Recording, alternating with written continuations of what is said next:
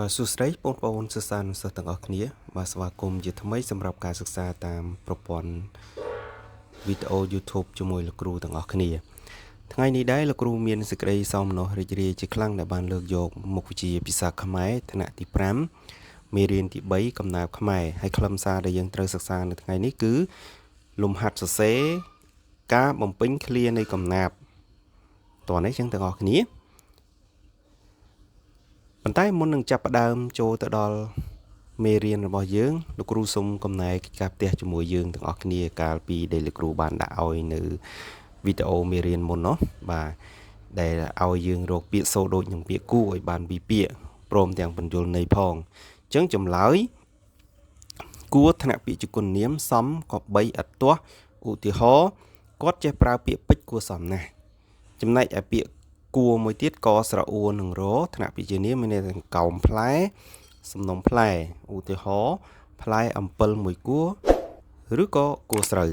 បាទអញ្ចឹងក្រោយពីយើងកំណែកិច្ចការផ្ទះហើយយើងទៅរំលឹកមេរៀនទាំងអស់គ្នាជាមួយលោកគ្រូបន្តិចអញ្ចឹងកាលពីថ្ងៃមុនយើងបានសិក្សាទៅលើមេរៀនអ្វីបាទទាំងអស់គ្នាសាកឆ្លើយតិចមើលបាទអញ្ចឹងកាលពីថ្ងៃមុនយើងបានសិក្សាអត្ថបទអំណានគឺលំអ3ប្រការសំណួរទី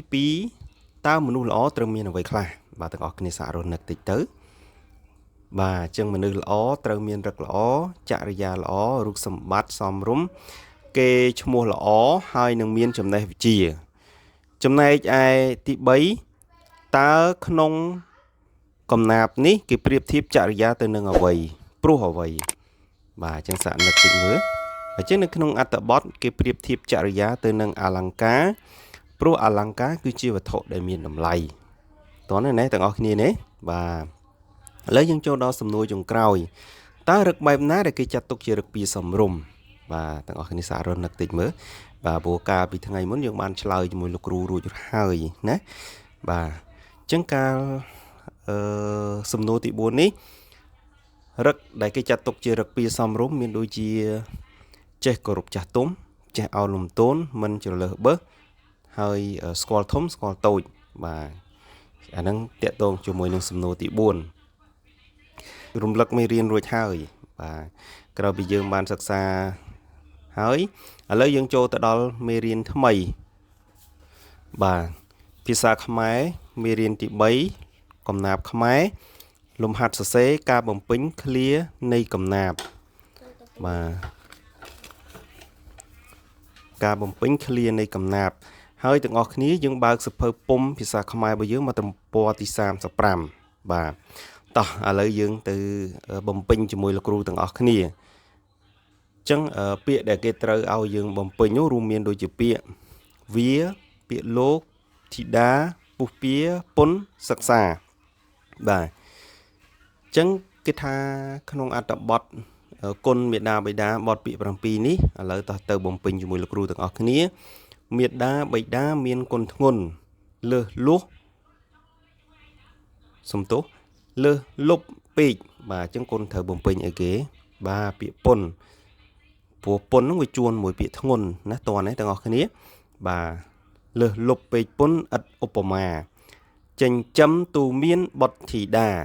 បាទបុត្រធីតាជួនជាមួយឧបមាឲ្យខំសិក្សាគ្រប់វិជ្ជាបាទអញ្ចឹងធីតាស្អាជួនមួយពាក្យសិក្សាណាកូនត្រូវគោរពតបគុណលោក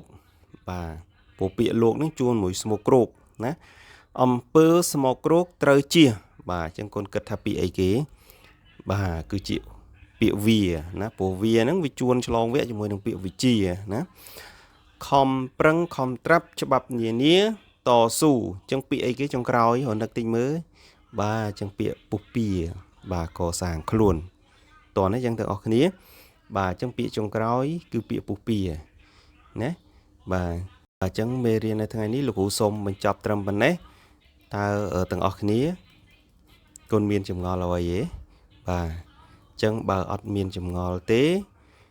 លោកគ្រូសូមបញ្ចប់មេរៀនត្រឹមប៉ុណ្នេះហើយអរគុណទាំងអស់គ្នាសម្រាប់ការខិតខំប្រឹងប្រែងរៀនសូត្រជាមួយនឹងលោកគ្រូបាទសូមអរគុណនិងសូមជម្រាបលា